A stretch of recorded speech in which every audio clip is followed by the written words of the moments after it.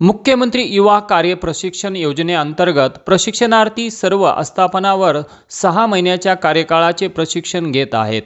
सदर प्रशिक्षण पूर्ण झाल्यानंतर आम्हाला आमचा कार्यकाळ वाढवून आम्ही प्राथमिक व माध्यमिक शाळेत तसेच विविध विभागांमध्ये ज्या ठिकाणी जॉब करत आहोत तेथेच कायमस्वरूपी सेवेची संधी देण्यात यावी अशी मागणी आदर्श मल्हार बहुजन सेना ऑल इंडियाचे संस्थापक अध्यक्ष अभिलाल दादा देवरे यांनी राज्याचे उपमुख्यमंत्री अजितदादा पवार यांची भेट घेत त्यांच्याशी सकारात्मक चर्चा केली आणि मागणी केली।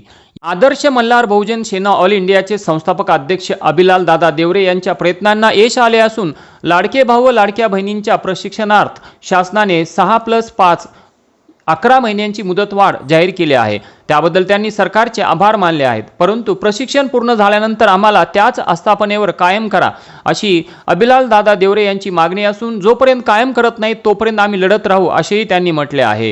गेल्या 6 महिन्यांपासून आदर्श मल्हार बहुजन सेना ऑल इंडियाचे संस्थापक अध्यक्ष अभिलाल दादा देवरे यांनी प्रशिक्षणार्थ्यांची संघटना तयार केली आणि त्यांना महाराष्ट्रातील सर्व प्रशिक्षणार्थ्यांनी साथ दिली, म्हणूनच त्यांच्या लढ्याला यश आले असे बोलले जात आहे। लाडक्या भाऊंना आहे त्याच आस्थापनांवर कायम करण्याचा दिलेला शब्द शासनाने पूर्ण करावा, अन्यथा महाराष्ट्रभरात रास्ता रोको आंदोलन करण्यात येईल असा इशारा आदर्श मल्हार बहुजन सेना ऑल इंडिया अभिलाल देवरे यांनी पत्रकार परिषदेच्या माध्यमातून शासनाला दिला। मूळ धुळे जिल्हा मराठी पत्रकार संघाच्या कार्यालयात झालेल्या पत्रकार परिषदेत त्यांनी ही माहिती दिली आहे। माजी मुख्यमंत्री तथा विद्यमान उपमुख्यमंत्री एकनाथ शिंदे यांनी निवडणुकीपूर्वी लाडक्या भाऊंना कायम करण्याचा शब्द दिला होता, मात्र शासनाने कायम न करता या योजनेतील प्रशिक्षणार्थींना 11 महिन्यांची मुदत वाढवून दिली आहे। मुदत वाढवून दिल्यानं शासनाचे आभारच, मात्र दिलेल्या शब्दाचं काय असा सवाल उपस्थित करत राज्य शासनानं प्रशिक्षणार्थींना कायम करण्याचं परिपत्रक काढावं अशी मागणी देवरे यांनी केली आहे। धुळे जिल्ह्यातील 3,500 तर राज्यामध्ये 1,20,000 प्रशिक्षणार्थी या योजनेच्या माध्यमातून काम करतात। प्रशिक्षणार्थींना कायम करण्यासाठी सभागृहात अनेक आमदारांनी अनेकदा आवाज उठवलाय। त्यामुळे शासनानं तात्काळ प्रशिक्षणार्थींना कायम करावं ही मागणी करण्यात आली आहे। या प्रसंगी अभिलाल देवरे, शिरीष कोठावदे, सारिका मोरे, प्रतिका हिरेश, शाहिना मनियार, सुमित पाटील, नईम खान मनियार यांच्यासह प्रशिक्षणार्थी मोठ्या संख्येने उपस्थित होते। महाराष्ट्रातील तमाम मुख्यमंत्री युवा कार्य प्रशिक्षण योजनेअंतर्गत माझे लाडके भाऊ आणि बहिणींसाठी गेल्या 6 महिन्यापासून प्रशिक्षण चालू होतं।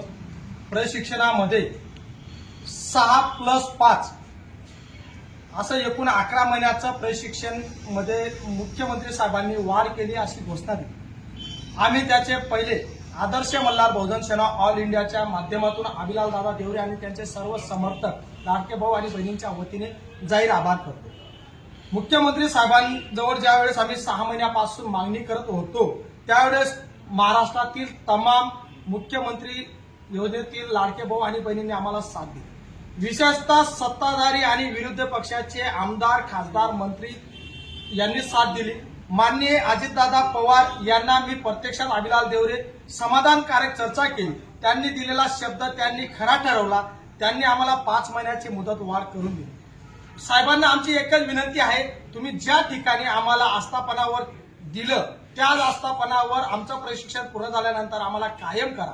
जर शासनाने कायम केलं नाही, आदर्श मल्हार सेनेच्या वतीने संपूर्ण राज्यामध्ये रस्ता रोको आंदोलन केले जातील आणि त्याच्यानंतर जर शासनाने दखल घेतलीच नाही तर अभिलाल देवरे तमाम 1,23,000 प्रशिक्षणार्थ्यांसाठी स्वतः सुट्रेपाडा गावामध्ये आमरण उपोषण करेल असं सर्व पत्रकार बांधवांच्या माध्यमातून विनंती करत आहे। शासनाने वाढवल्याबद्दल त्यांचा जाहीर आभार आणि तुम्ही सुद्धा आमचा संदेश शासनापर्यंत पोहोचवा।